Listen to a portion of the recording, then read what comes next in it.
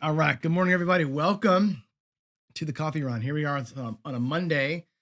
Little recap here. I had, I had my little meltdown on Friday. Not meltdown, but a little truth session with you on Friday. Like, hey, I'm not feeling it right now. A lot of reasons, right? We said, the job situation, my personal job situation is kind of up in the air right now. And so, I'm going to take a step back from playing live craps for a while, just because, I'm not going to put money that I may actually need at some point at risk, because tech is such a wacko world right now that could take a while to find a new job. Could take a week. It could take 6 months. I don't know. So until I have a better handle on things, we're gonna just step back and just kind of watch y'all play for a little bit. But I'm still doing the shows. I'm still thinking through it. I'm still doing all my same shit. Nothing changes there. It's just that I wanted to be transparent a little bit on Friday and like, hey, you know what? I tell you all never to play with money you don't have to burn. And since I don't have money to burn, I ain't playing. Like, that's exactly what that's all about. You know what I mean? Part of that also I said was, I'm not deriving any fun from playing for nickels anymore, right? So part of that is like me having to either say, you know what, it's okay to win nickels and just enjoy the game, or I want to go out there and make, more meaningful dough, which means wait for a while to play until your bankroll is bigger, right? And then play for more meaningful dough. So I'm just, having some, you know, not a wrestling match, but like a little come to terms with myself. And that's what that was all about on Friday. Anyway, let's get into it today. I have a couple things to go through with you. One is going to be this, the Battle Royale 2024. We got to get going with this pretty soon. I put it out there last week. Who wants to play against who, right? This is going to be, it's a 5-round deal, right? We'll do it like one a month for 5 months, and we'll do the finale over there in Vegas. Who wants to be in the Battle Royale, and who do you want to watch play? I've reached out to a few people to see, if I can get like a George versus Alfredo kind of thing, if I can get Gargoyle versus Ed kind of thing. Buckeye Slim stepped up and is like, I'll take on 2 people and I'll beat them both. Like, if you want to be in that, Chris from Dice Degen, tell everybody how fun that was, right? We did film it in one kind of rapid session, but it's fun to go after it, right, with another person. So, let's get some more thoughts on who you want to see play against who in this thing. I'll deal the whole thing out, of course. David from Casino Quest deals out the finals. It's going to be fantastic. So thoughts on that. Craps for the Cure 2024.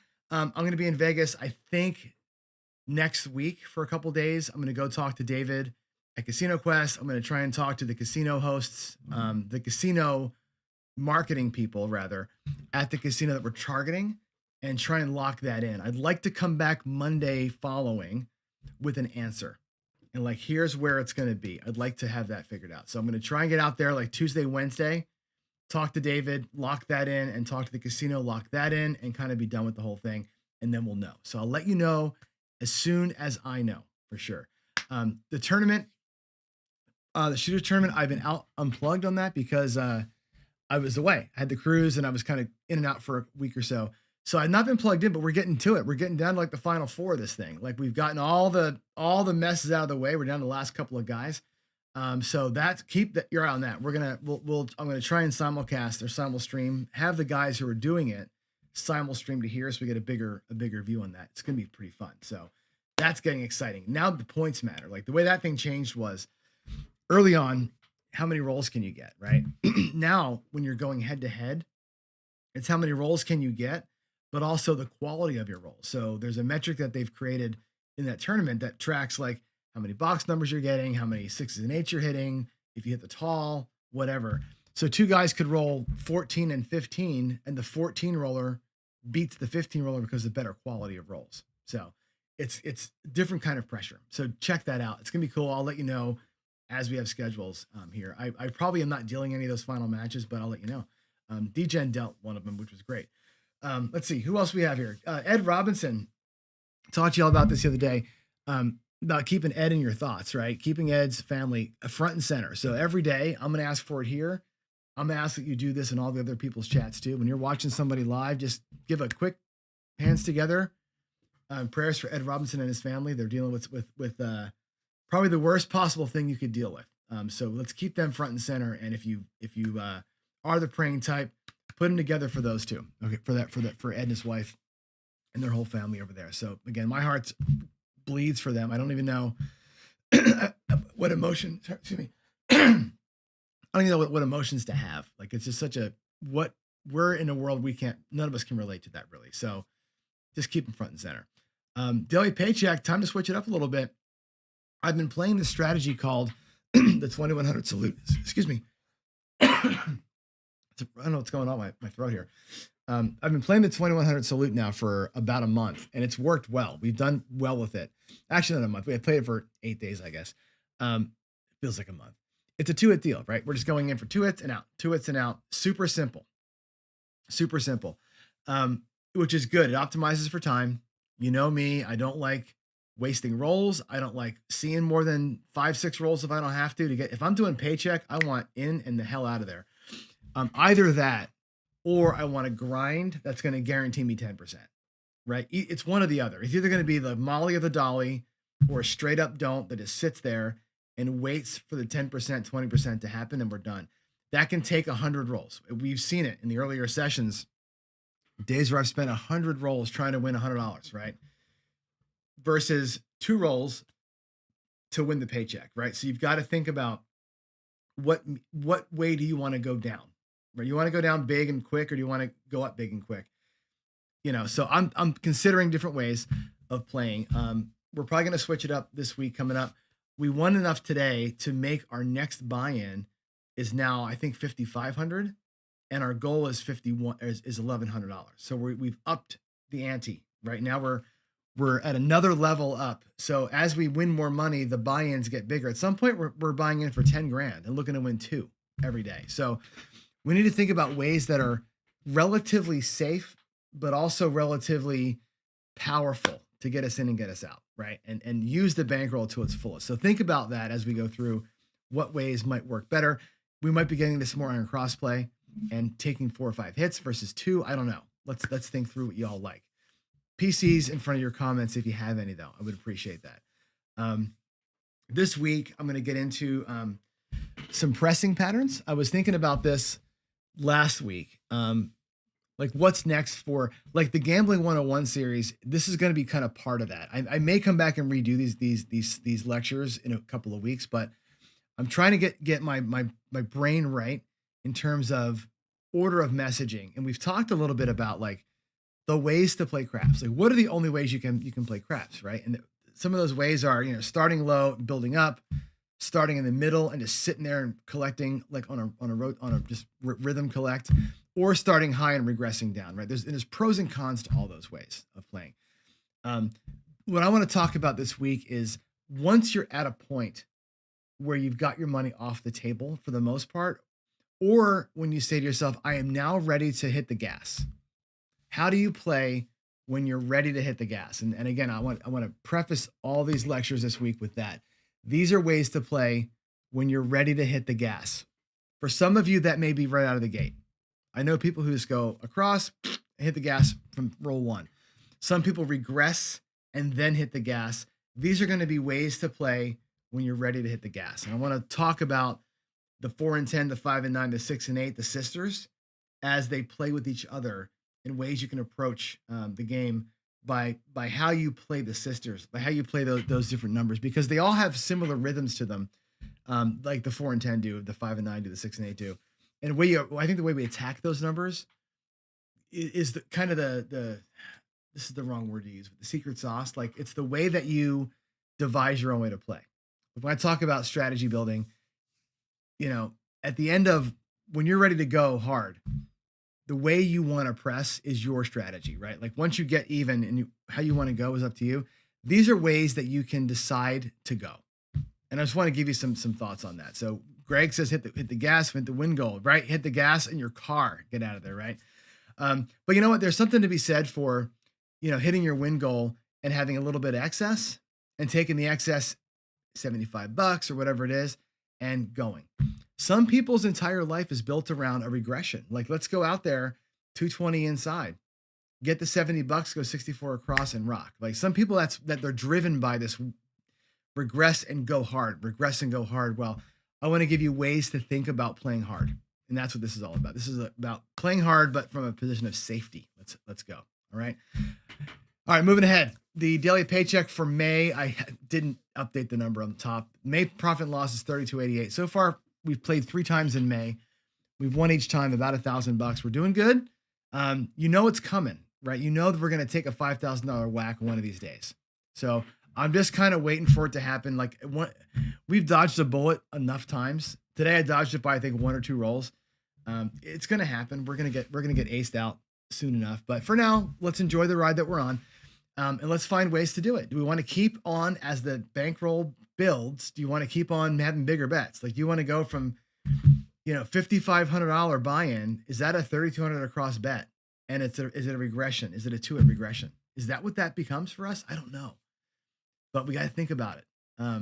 I've been starting with that horseman or a molly to kind of get started, just to kind of feel the rolls out. Right today, I felt great. I went right back in and started playing again. Some days I don't feel good in the mornings, and it's like thank God I'm doing the horseman because I just don't feel like betting. One day I didn't bet at all. I'm like, I don't like what I'm seeing here. I didn't like how I felt.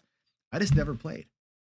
So that's why I do that in the mornings. I know it burns $100 or so, but I do it for that reason. So anyway, so far, so good in May. So far, so good overall. We're at 25,000 in profit from 10, which is good. So we're about a third of the way home, right? We've got our bankroll is $35,000. We're looking to win 100. We're a third of the way home. And now the wins aren't $100 anymore. The wins are 1,000 every day. So we're working our way with this compounding buy-in and the compounding size of bets and the compounding size of wins. So keep your fingers crossed for me, right? Wish me some luck. And here we go. I want to remind you, by the way, before I start talking about the bets out there on the table, about what we're doing here. And I think the transparency that I gave you for myself last week kind of speaks to this, right? Your goals are your North Star. What is your goal, right? Your goal might be to have fun. Your goal might be to earn money. Like my goal has been traditionally to go to the casino, win little bits and little bits and little bits to kind of build my 401g account so I can play more. My goal sometimes is to go out and have fun. On the cruise ship, the goal was to earn a free cruise, right? So you play in different ways to kind of match the goal. If you don't have a goal, you're just going out there with $500 or $1,000 and just hoping for the best, like you're going to have a problem. So that said, your strategy has to account for the way you win to get to the goal, and your bankroll has got to account for the way for your losses that will come. This is where I was coming at last week. Like my goals are a little higher, but my bankroll is a little lower, right? I'm self-limiting my bankroll because of the potentially losing my job. So when I look at this sheet a month ago, this sheet meant something different to me than it does today. Today, my goals are way different. My goals, frankly, is not to play.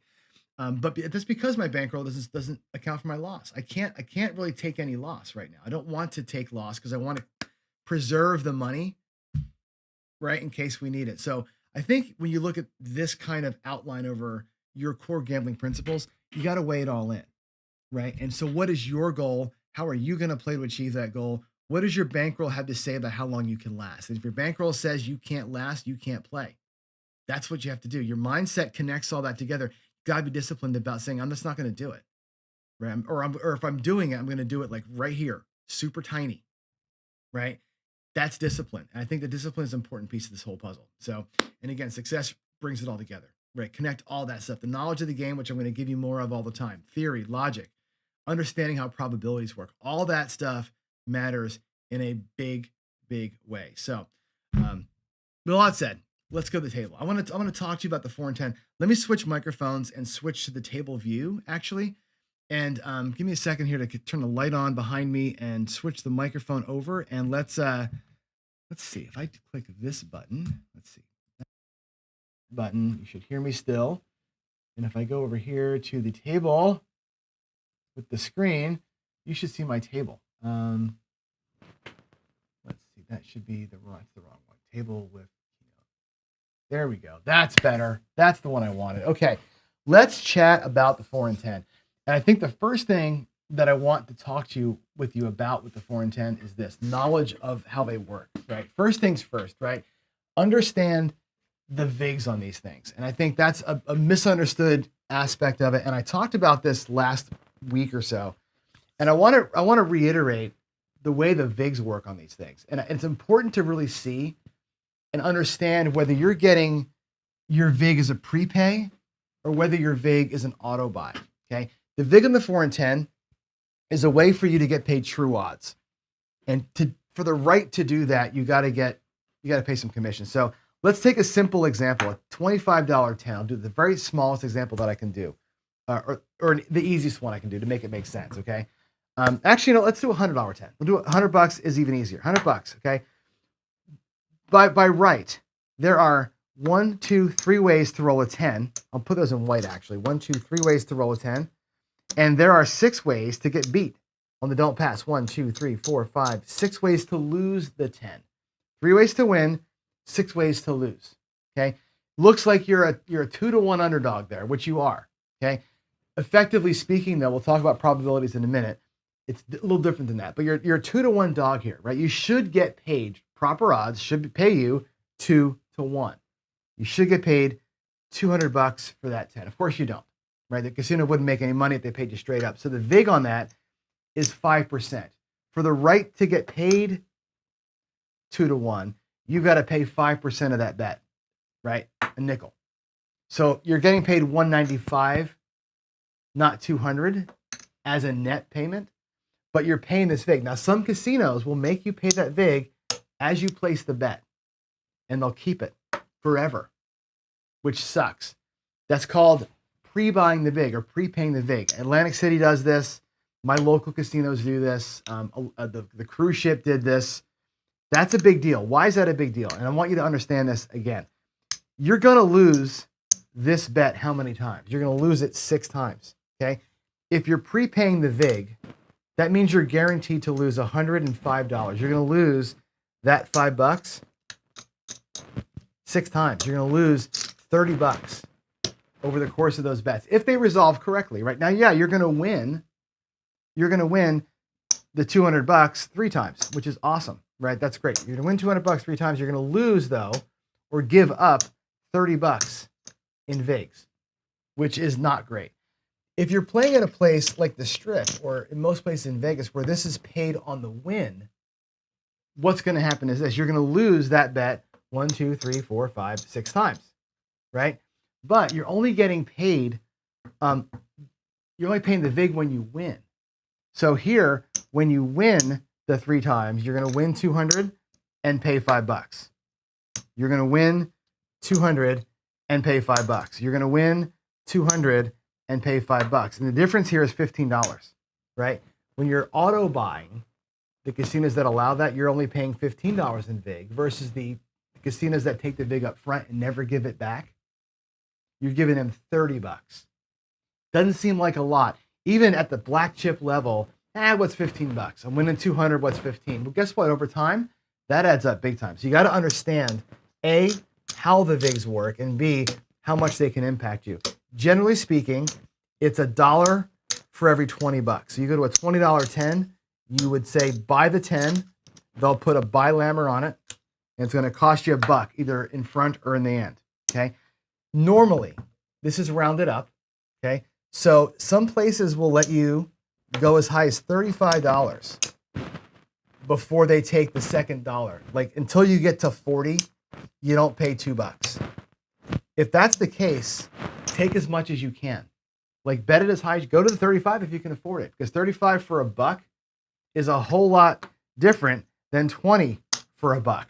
You follow me? Like to me, it's like the ATM machine. When I go to the ATM machine and there's a flat fee of $5 and you withdraw $100, you're paying 5% on your $100, right? If the flat fee is $5, you pull $1,000 out, you're paying 0.5%, right? It's a whole different ball game when it's a flat fee for a certain dollar amount. So just know that that's how that works up front. That has to play into the way that you're viewing these bets, okay? Now, the second thing I want to talk about with you is the probabilities, okay? And we talked about it. There's 3 ways to win. I'll put the wins in green again, right up here. 3 ways to win the bet, okay? 6 ways to lose the bet. You're a 2-to-1 underdog, but the way that we do the math on this is this. There's 6, 7, 8, 9 ways for these bets to resolve. You follow me? There's 9 ways. You could either lose or win one of 9 ways. Everything else doesn't matter, okay? That's why we say it's a 33% chance for you to beat the 7, right? Out of the 9 ways, 3 of them are good. So you have a 33% chance to beat the 7 on the 10 only. If you add the 4 into it, it's different. Now you've got 12 ways of outcomes, and 6 of them are good for you, you're at a 50-50. Okay, you have a 50% chance to beat the 7 if you're betting both the 4 and 10, a 33% chance to beat the 7 if you only have one of them bet. So know that the probabilities work that way. It's an important thing for you to understand as we play along. So there's the second bit of knowledge on the 4 and 10. And then finally, let's talk about how to play, right? What are some of the cool ways to play the 4 and 10? And we can look at it from any number.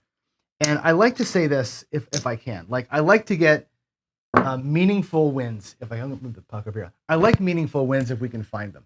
Actually, why is my dice on a 7? I'm gonna put the dice on a good number. Let's get some meaningful wins out of the thing. And there's a lot of ways to do it, right? One thing I like to do is what I call the flip. This is not the degen flip, but it's a simple flip move. And if you want to start it at $15, that's fine. $15 is not a buy bet. You don't buy it until it's at $20, but $15, it pays $27, right? And the basic flip is this. You're going to say, just flip it. I do this with my hands, and the doers get it the first time. It just means replace the bet with the win. $25 takes $1 vig. So you're going to get back $16 on that one, okay?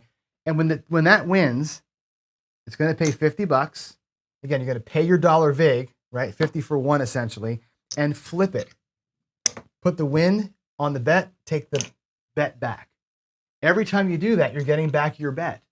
Matter of fact, the first time you do it, you got your bet back, right? Look at that again, right? When you have a $15 bet that pays $27 and you flip it, you put the quarter on the bet, your win on the bet, you take your bet back, you pay your vig, you have your bet back, right? Immediately, you're covered with a dinky profit.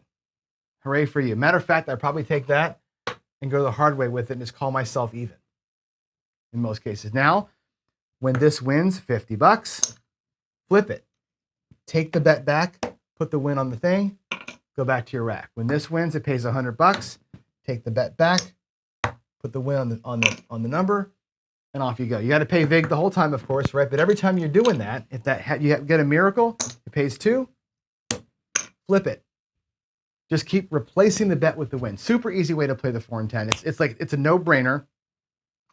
After the very first hit, you got your money back.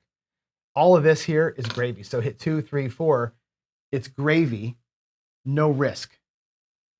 Follow? That's one way to do it. And it's one of the easiest ways to do it. There's, again, a lot of ways to play the 4 and 10. I think that one of my favorites comes from Dice Coach, actually, from Bo Parker.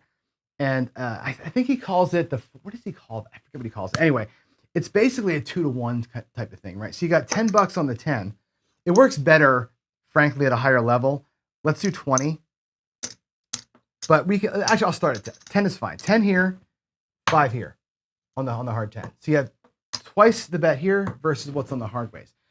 And the nice thing about that is that you got 2 ways to roll the easy 10, 1 way to roll a hard 10. So you're basically, again, if you look at your own probabilities here, you got a 33% chance of the 10s that roll, a third of them will be hard ways, which is kind of cool, right? So in this case, yeah, okay, that pays $18. It's not going to fully replace $18. If it's an easy 10, you lose the 5, you put the 5 back, and you're still racking $12. Okay. In fact, you could go to 15 and 7 and bring back 6, and you're still about 2-to-1. 15 pays, again, $27, right? If it comes easy, you'll lose the 7. Not the end of the world.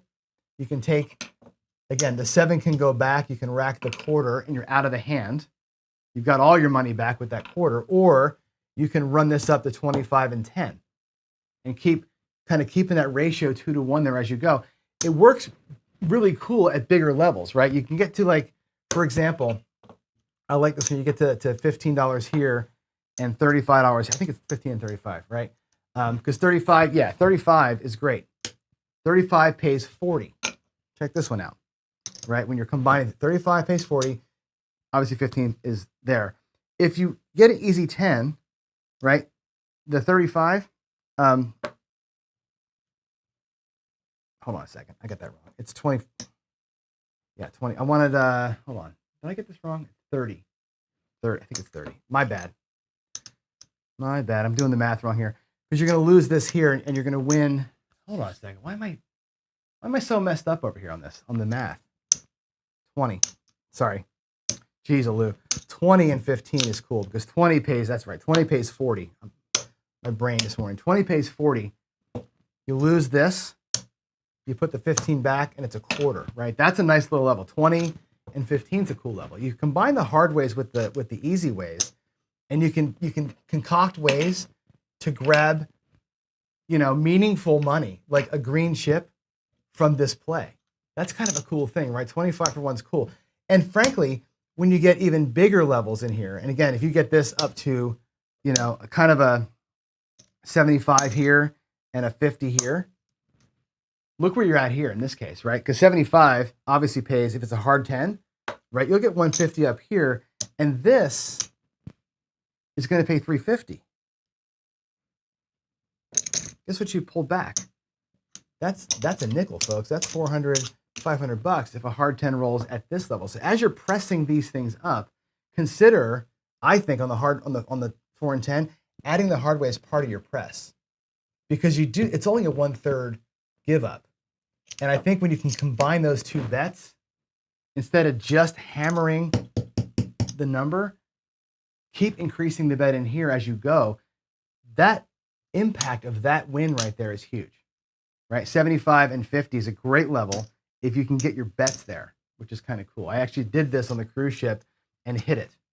I had this exact level and hit that on the cruise ship, which was awesome, right?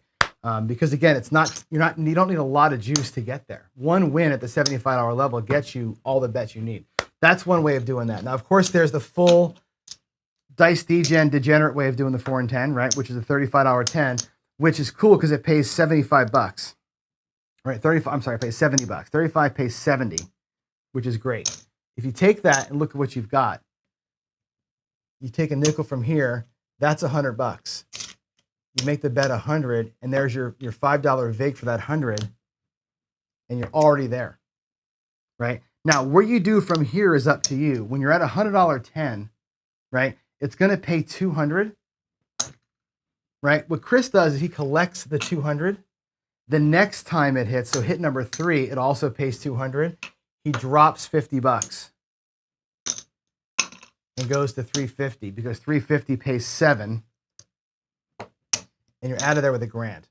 You started out with 35 bucks. You're out of there with $1,000 in profit. That's the degen flip.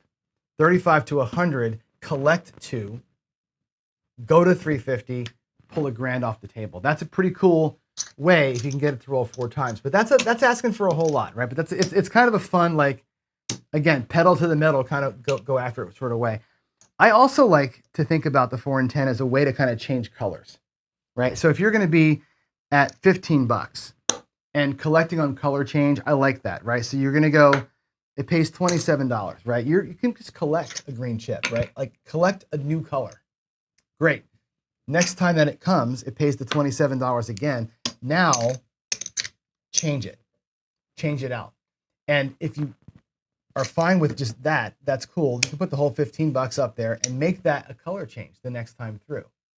You follow me? Like you're going to collect that $2, maybe you go to the hard ways with it, but now you're going to get paid 70 bucks. And effectively, you could pull $100 off the table right there and get yourself a black chip on that second hit. Or once you're at 35 and you're taking the 70 bucks off the table, take it to 75 and bring this back. Right? You're going to bring back 35 bucks to the rack, like so. And from $15, you got a $75 bet and 60 bucks in the rack. Next hit there is 150, and here you make your decision, right? That's a color change. You got a new color, right? Take the new color and go up here, right? Matter of fact, I might even drop a quarter to go to 150, right? Because that 150 will pay 3. 250 with 200 bucks coming back. Guess what? You're about to make a color change. That would pay a nickel at the end, right? So think about pressing the 4 and 10. Once you've got it back, pressing hard to color changes, right? They pay so well, and when you get on a little run with those things, that's a good way to do it. Then the last way I'll show you is kind of the sister press. So let's say you've got a quarter on the 4 and 10. And this works nice. This works really nicely. It's one of Waylon's favorite ways to play. And I think, because you've got basically a 1-to-1 or 50% chance of either of these things hitting, play them both at the same time. So either one of them hits, it's $50, split it, right? And use the probabilities to your advantage. Now, when one of them hits, it's $100 to the rack. You pull a new color to your rack. And now you're profiting 50 because you started out with 50. You got a $50 profit, but a black chick in the rack. Now when they pay 100, like that, guess what? You press them both up. Now they're both at 2 or 1. Either of them pays 2, right? And you're back in the rack with $300 in profit, right? They hit again. Again, either of them hits again. It pays $200. Boom. Press them out. Now you're going to get paid $400. And it's a collect. God forbid you get another one that pays $400. Guess what I'm doing? I'm going to 300 each. I'm taking 2. And I'm going to sit here and rack $600 or basically take a nickel off that table on every subsequent one and just sit here and just rack nickels all day long, right? With both of them in play, how many times have you seen either of them hit 3 or 4 times between the two of them? This is where you can be from a quarter bet. From a $50 bet, if you play that right, that's where you could be. And if you're doing what I said earlier and you're combining, $10, $15, $20 hardways in here, these accelerate really quick. The 4 and 10 really accelerate fast, and because they are playing even Steven together with the 7, they're great bets. We tend to forget about them because the insides are so much more probability and blah, blah, blah. The 4 and 10 can be real profit centers, real big profit centers if you play them somewhat aggressively after you get your money back. And even like I showed you, you can get your money back in the first hit. If you're at $15, like I said, all the time, $15 pays 27. Guess what? You're out of the hand. You flip that bet, you're out. Like that bet's paid for. And from this point forward, you know what I mean? 25 becomes 50 or 75. 75 becomes $150. And guess what? You're out and you're chasing purples from a position of strength.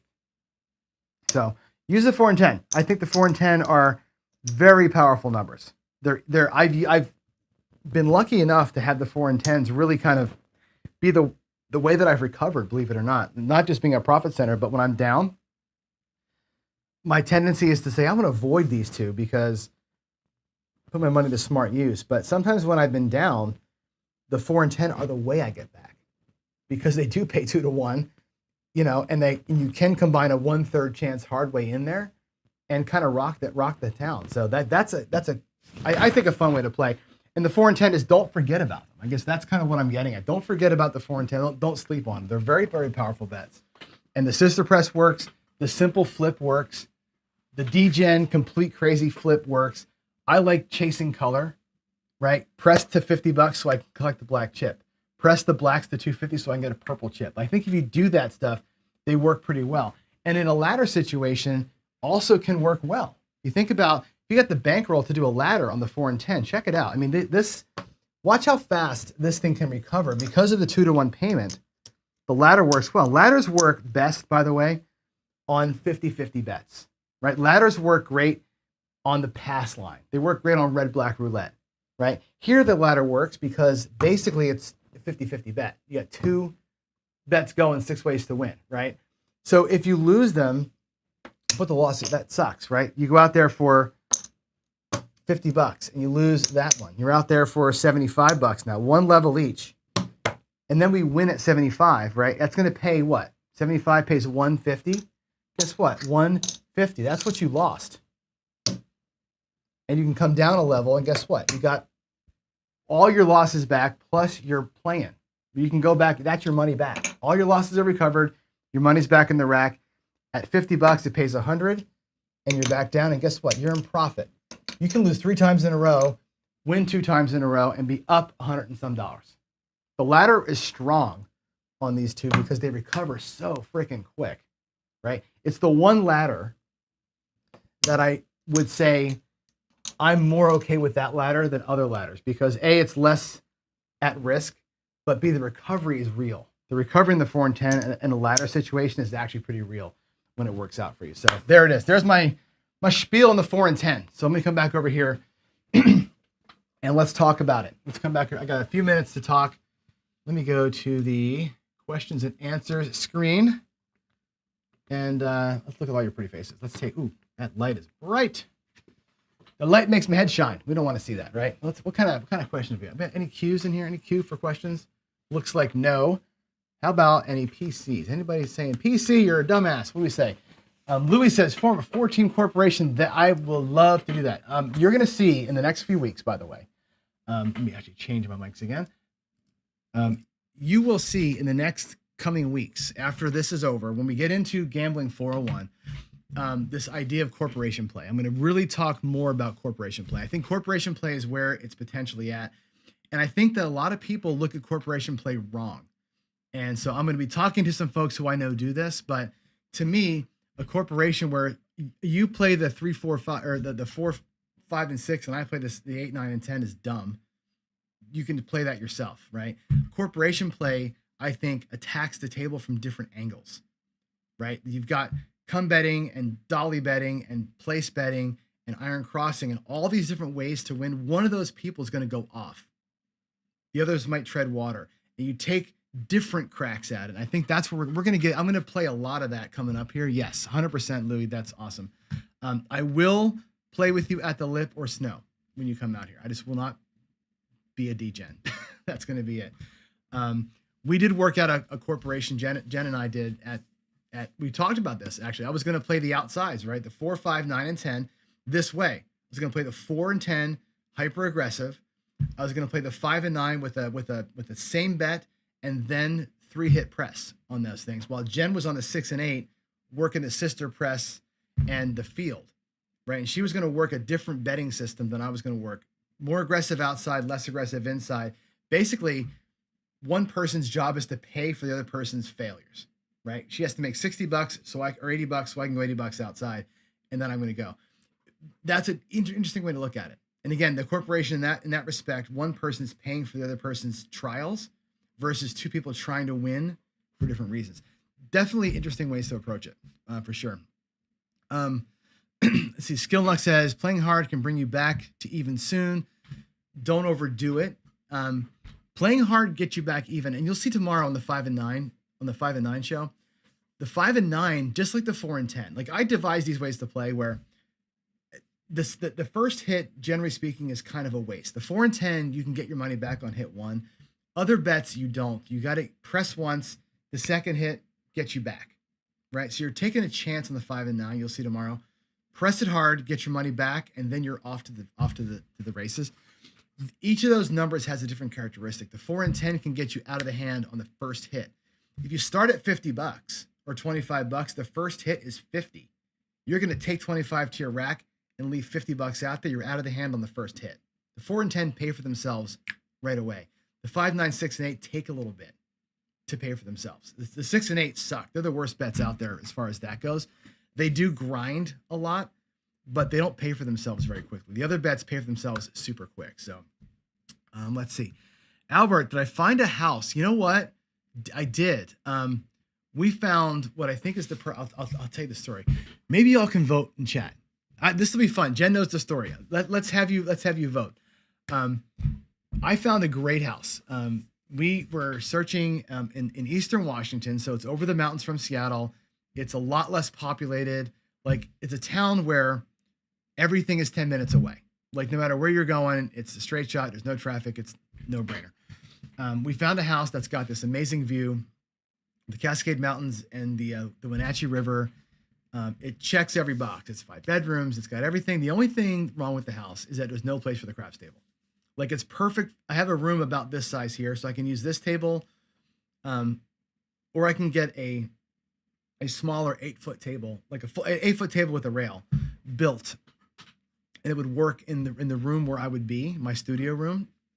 And that room's just not big enough to hold the full table. No room's big enough to hold the full table, and the garage is small. And in that part of our state, it's 100 degrees in the summer and it's 2 feet of snow in the winter, so it's harsh. So you got to use your garage for your cars. So I can't do the table in the garage. So it's one of these things where I wouldn't have a full-size table anymore. But the house is such a big upgrade quality-wise over where I am now. View, spectacular, great for entertaining. it checks every box except for the craps box. And quite frankly, I'm not buying a house for a craps table. You know what I'm saying? So I may lose the big table, which is unfortunate. But yeah, we love the house. We love the house. We fell in love with the house and considering making an offer. We're vacillating a little bit. I'll let you know. But yeah, we found it was awesome. Let's see. Skill and luck. No one talks about moderation of half press. I will talk half pressing tomorrow. And you'll notice that the flip that I talked about is a half press, right? And if I go back to my table, let me go back really quick because I'm gonna make sure that I reiterate that. I didn't call it that, but that's what it is. Let me go back to this view here and put the light on for you. So this is a half press. When you take the 4 and 10, right, and you're at a quarter, and it pays 50, and I say flip it, and they give me back my bet, and they put this bet here, that's a half press, right? Effectively, I'm taking half of my win and pressing it up. That's in my round. When the 50 pays 100, and I say flip it, I'm taking my bet back and putting this one here, that's a half press. It is a half press the whole way through. The 4 and 10, that first play that I showed you, that the flip is a half press. And it's powerful, right? One hit, money back. Second hit, $50 in profit. Third hit, half press, you're $150 in profit, right? If you are the miracle and you get a fourth hit, $400, you got $350 in the rack in profit, right? That's a half press, super powerful in the 4 and 10. The 4 and 10 half press, or what I call the simple flip, incredibly powerful, right? The idea though is this: on that first hit, when it pays 50 and you do the flip, you're out.